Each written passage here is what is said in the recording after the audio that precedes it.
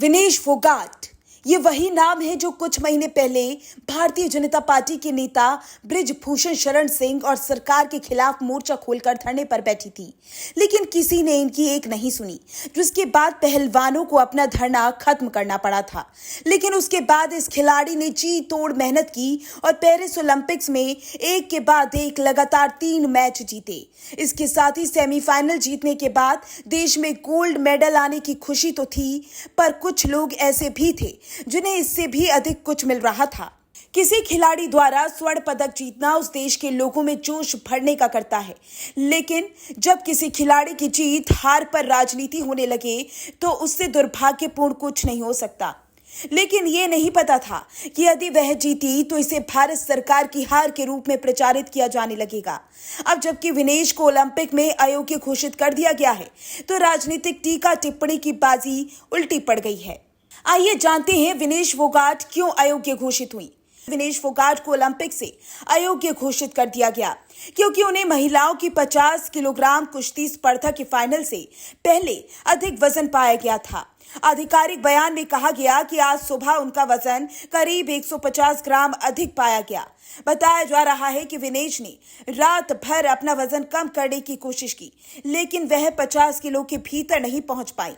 रात भर की थकान की विनेश फोगाट सुबह बेहोश हो गई। इसके बाद उनको अस्पताल में भर्ती कराया गया। डिहाइड्रेशन दूर करने के लिए उनको सलाइन की बोतल भी चढ़ाई गई। यूनाइटेड वर्ल्ड रेसलिंग यानी कि UWW के नियमों के अनुसार यदि कोई एथलीट वजन माप में भाग नहीं लेता है या असफल हो जाता है तो उसे प्रतियोगिता से बाहर कर दिया जाएगा और बिना रैंक के अंतिम स्थान पर रखा जाएगा। भारतीय प्रतिनिधिमंडल ने फोगाट को वजन मानदंड पूरा करने के लिए अतिरिक्त समय देने का अनुरोध किया, लेकिन उनके आग्रह को अस्वीकार कर दिया गया। पीएम नरेंद्र मोदी ने भी भारतीय एथलीट टीम की हेड PT उषा को फोन कर IOC से तगड़ा प्रोटेस्ट करने को कहा है। एक दिन पहले विनेश की जीत पर जश्न नहीं, चढ़ाने का काम हुआ। विनेश की सेमीफाइनल मैच जीतते ही राजनीतिक बयानबाजी शुरू हो गई। अचानक पीएम मोदी के खिलाफ मीम्स बनने की शुरुआत हुई, मानो विनेश ने जापानी खिलाड़ी को नहीं पीएम मोदी को परास्त कर दिया हो। लोकसभा में नेता प्रतिपक्ष कांग्रेस नेता राहुल गांधी ने इस मौके को अपनी राजनीति चमकाने का मौका मानकर आनन फानन में केंद्र की नरेंद्र मोदी सरकार को टारगेट करने की कोशिश की। विनेश को बधाई देते हुए राहुल गांधी ने सोशल मीडिया वेबसाइट एक्स पर तंज स्वरूप लिखा, जिन्होंने भी विनेश और उसके साथियों के संघर्ष को झुठलाया, उनकी नीयत और काबिलियत तक पर प्रश्न चिन्ह खड़े किए, उन सभी को जवाब मिल चुका है। आज भारत की बहादुरी बेटी की सामने सत्ता का वो पूरा तंत्र धराशायी पड़ा था जिसने उसे खून के आंसू रुलाए थे। चैंपियंस की यही पहचान है, वो अपना जवाब मैदान से देते हैं। बहुत शुभकामनाएं विनेश। पेरिस में आपकी सफलता की गूंज दिल्ली तक साफ सुनाई दे रही है। राहुल गांधी के इस तंज को आसानी से समझा जा सकता था। पूर्व ओलंपियन और पहलवानों के प्रोटेस्ट का हिस्सा रहे बजरंग पूनिया ने भी केंद्र की एनडीए सरकार पर खूब तंज कसे। बजरंग ने एक्स पर लिखा कि ये लड़की अपने देश में लातों से कुचली गई थी, ये लड़की अपने देश में सड़कों पर घसीटी गई थी, ये लड़की दुनिया जीतने वाली है, मगर इस देश में सिस्टम से हार गई थी। विनेश की डिस्क्वालिफिकेशन पर भी क्यों हो रही राजनीति?